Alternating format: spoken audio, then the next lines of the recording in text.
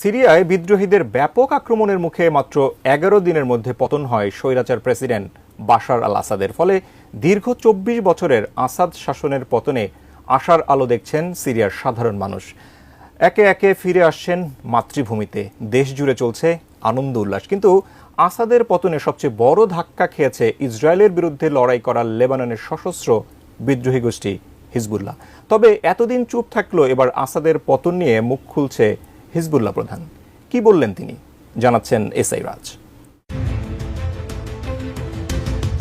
বিদ্রোহীদের পক্ষ থেকে দামেস্ক দখলের হুমকির মুখে গত ৮ ডিসেম্বর দেশ ছেড়ে রাশিয়ায় পালিয়েছেন সিরিয়ার ক্ষমতাচ্যুত প্রেসিডেন্ট বাশার আল আসাদ।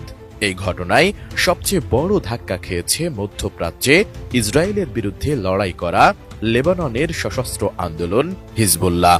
কারণ ইরান থেকে সিরিয়া হয়ে অস্ত্রের চালান আসত হিজবুল্লাহর কাছে।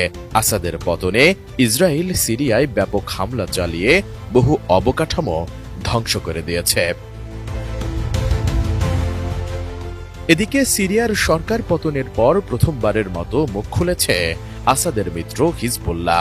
অথচ আসাদের পতনের ঠিক কয়েকদিন আগেও সিরিয়াতে বিদ্রোহীরা পরাজিত হবে বলেছিল গোষ্ঠীটি। কিন্তু আপনি কি হার্টের সমস্যা নিয়ে দুশ্চিন্তাগ্রস্ত?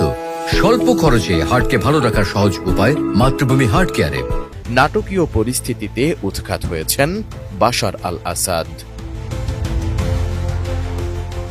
হিজবুল্লাহর নতুন প্রধান শেখ নাইম কাশেম ১৪ ডিসেম্বর স্বীকার করেছেন, বিদ্রোহী আক্রমণের মাধ্যমে বাশার আল আসাদের শাসনের পতনের পর সিরিয়ার মধ্য দিয়ে অস্ত্র সরবরাহের পথ তারা হারিয়েছে।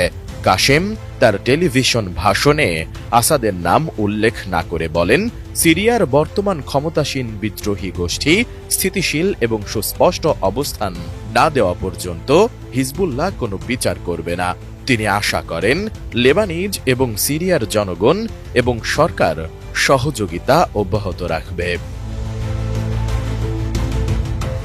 হিজবুল্লাহ প্রধান কাশেম আরও বলেন, সিরিয়ার মধ্য দিয়ে সামরিক সরবরাহের পথ হারিয়েছে হিজবুল্লাহ। তবে এটি প্রতিরোধ পক্ষের জন্য বিশদ ক্ষতি। একটি নতুন রেজিম সিরিয়া শাসনে আসতে পারে এবং এই রুটটি স্বাভাবিক অবস্থায় ফিরে আসতে পারে। এছাড়া অন্য উপায়ও খোঁজা হচ্ছে।